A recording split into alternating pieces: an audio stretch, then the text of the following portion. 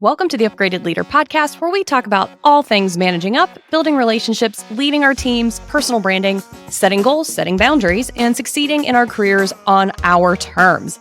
I'm your host, Nicole, and today we are talking about 2 powerful exercises to close out the year and start fresh in the new year.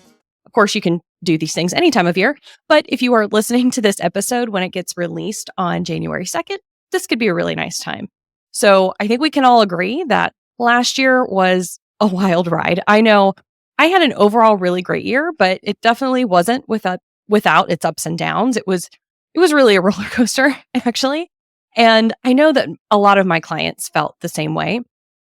I host a monthly meetup with my current and past clients where I do a little bit of training on a particular topic, and then we have a group discussion about it. And last month, we were talking about just reflecting on the last year, what went well, what didn't. And the conversation went quickly to the hardest parts of the year. And isn't that typical, right? We always go straight to the bad stuff. But there really was a lot of shit last year. And a lot of my clients shared on that call, they shared about some really toxic workplaces that they were in, getting laid off, and just real shit bosses. It was a really awesome call. And I loved that the women that were there were able to just really create that safe space for people to share just kind of how they were feeling, what their experiences were, and really just to know that they were not alone, that they were not the only ones that were experiencing these things. And no matter what you say, it might be business, but it's still very, very personal. I always think back to the movie You've Got Mail, where Meg Ryan's character says, it might have just been business to you, but shouldn't business be, if anything, business is personal because it was personal to me. And I totally agree with that. Like, you spend so much time at work, you give so much of yourself because you want to love what you do. You want to use your strengths every day. Like, you're really pouring so much of yourself into work. And honestly, I don't think that's a bad thing. I mean, we can have a whole conversation around our identity at work. And I've certainly had some people on the podcast to talk about that. But I think that's normal and okay to a certain level to pour yourself into your work, to be passionate about your work and to love your work. But the risk of doing that, as in any relationship that you put yourself out there with, you run the risk of getting hurt. And when you aren't having a good experience at work, or you thought it was going to be one thing and it turned out to be the complete opposite, it can be really devastating. I remember finally landing my dream job, thinking I've finally made it after all of my hard work, only to be treated so poorly and so disrespected. And just the job was just not what I thought it was going to be at all. And I was truly heartbroken. And if you've felt this in the past, the feeling that you're feeling there is really grief, right? Like, you're sad that things didn't turn out the way that you wanted, or you're feeling a loss of your identity or a loss of your confidence. And that was the biggest one for me. My confidence was completely shattered. I was questioning everything during and immediately after that experience because I was blaming myself for letting it happen, not seeing the red flags, or not, I don't know, just doing something differently. I don't know. But I was really, really blaming myself and really upset. And again, it completely just shattered my confidence. And it took me a long time to really get that back. And it was also impacting my physical health as well. And I know so many of you can really relate to that you end up experiencing some really major physical issues with your health because at the root of it, it's, this toxic workplace or the stress that you're experiencing, whether it's in your life or work or wherever, it can really impact our bodies. So I did an exercise to help me heal and move forward. And now it's one that I recommend to others. And I can think back even being a teenager and doing this exercise, even as a teenager, and just seeing how it's helped. And I've done it multiple times over my life. But the last time I did something like this was right after this terrible work experience. And now I also recommend others to do this as well. And this is what I like to call just writing a grief letter. It's literally taking out a piece of paper and writing a letter to that experience, or writing a letter to the last year. So you could get out a piece of paper and just say, Dear 2023, I'm so fucking pissed at you. And I'm glad that you're gone because I thought you were going to be like this. And I had so much hope at the beginning of the year. But this is the shit that you threw at me instead. And you just kind of continue to go on about what happened last year. And how it didn't turn out the way that you wanted and all just the crap that you had to deal with, right? Just get it all out.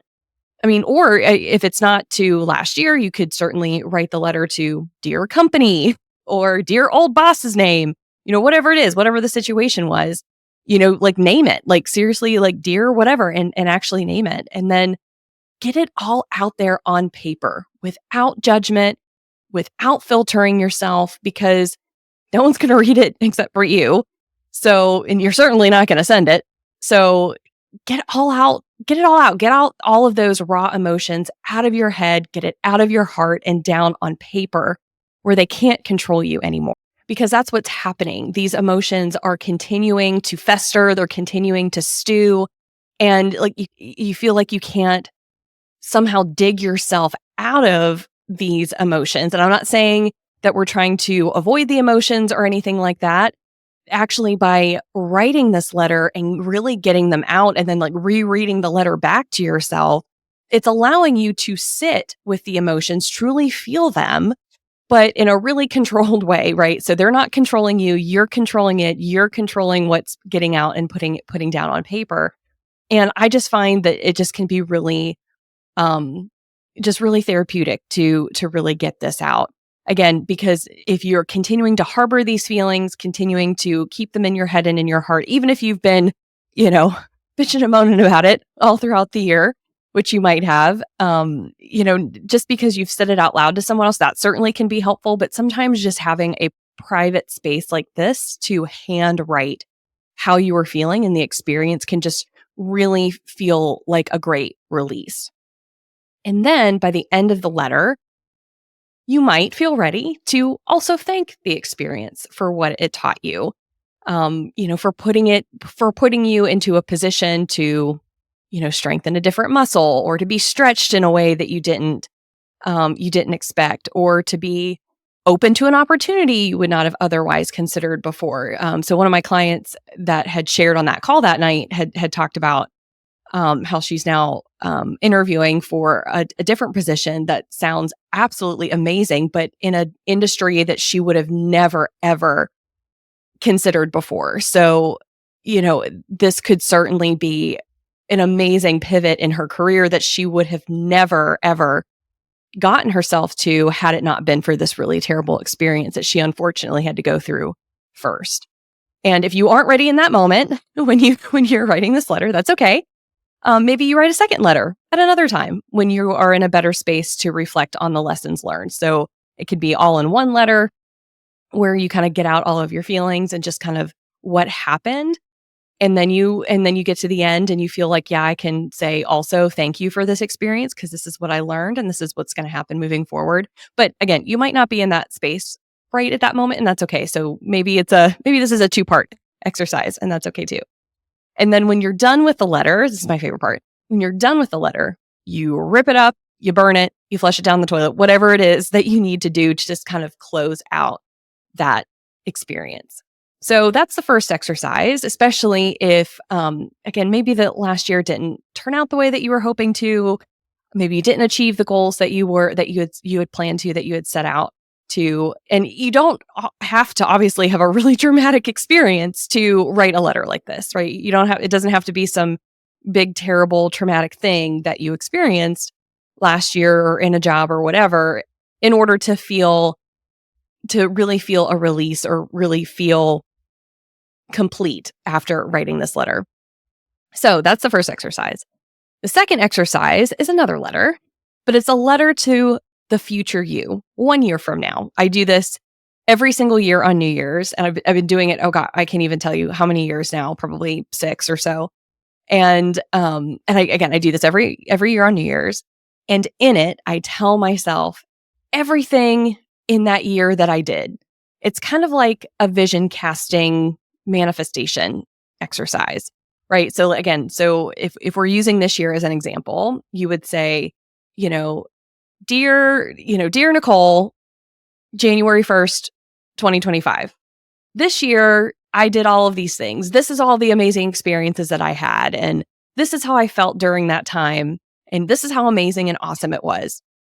And then the point is then that you would read it back to yourself the following year to see what actually happened. So on January 1st, 2025, I'm going to read that letter that I wrote to myself and just kind of remind myself the headspace that I was in and all of the things that I had planned on, and to see what actually happened. And, if this is just too woo-woo for you, you can just think about it as declaring what it is that you're going to do next year. And again, you're going to read that letter back, 1 year from now, or whatever time period. It doesn't have to be 1 year. It could be whatever time period you set for it. But then you read that back to yourself afterwards and again, actually see what happened. It's amazing how accurate this can actually end up being. And a great example of this is when I wrote my letter to myself on December 31st of 2019. And in that letter, I said a lot of things in that letter. I usually go on for a couple of pages. Obviously, you make it as long as you want it to be, or as long as it needs to be. And in it, one of the very specific things that I talked about in that letter was that, so proud of you. You made this amount of money in your business in 2020. And of course, we know how much of a shit show 2020 ended up being, that nobody could have predicted. But it was so interesting reading that letter back to myself on January 1st, 2021. And the amazing thing was, I did not make that amount of money in my business. Nowhere even close did I make that amount of money that I had that was the goal and what I said I was going to do. But what did happen in 2020 was that I quit my job and I went full-time in my business. And what I realized was that was really the intention of that financial goal. That was really what it was about, was to make that amount of money, to prove to myself that I could do it so that I could go full time in my coaching business. So I ended up achieving the bigger goal of going full time and proving to myself that I could do it, even without that tangible dollar amount to validate it. It was just so cool. And I have so many other examples over the years of me writing these letters and seeing what actually transpired. There's just something, again, about really casting that vision out there and just declaring to the universe that this is what I'm going to do this year. And this exercise is meant to be full of hope and positivity and optimism for the year to come. And I personally like to end this letter the same way every year. Again, this is me. You don't have to do it this way, but I like to end the letter with, I am so proud of you, because who else do you need validation from but yourself? I know a lot of times we set goals to please other people or for other people to be impressed by us or whatever. But at the end of the day, if we aren't proud of ourselves, then what was this all meant to be about? And I don't know about you, but if you didn't hear, I'm so proud of you a lot growing up, this could be a really, really powerful way to end this letter. And again, so if it's not that, maybe it's something else, figure out something else that would be incredibly impactful for you to hear from yourself. So these were the 2 simple exercises that you can do to close out last year and move forward in the new year. And if you want more detailed information on my upgraded goal setting process, I've actually curated all of my past goal setting episodes into one page with links out to all of your favorite podcast players, plus the upgraded goal setting workbook, again, all in one place for you to download. So you can check that out at theupgradedleader.com/goal setting. And it's all out there for you if you want a more structured way to go through your goal setting process this year. I hope you found this quickie episode helpful, and I'll see you in the next one. But in the meantime, remember, your career deserves an upgrade.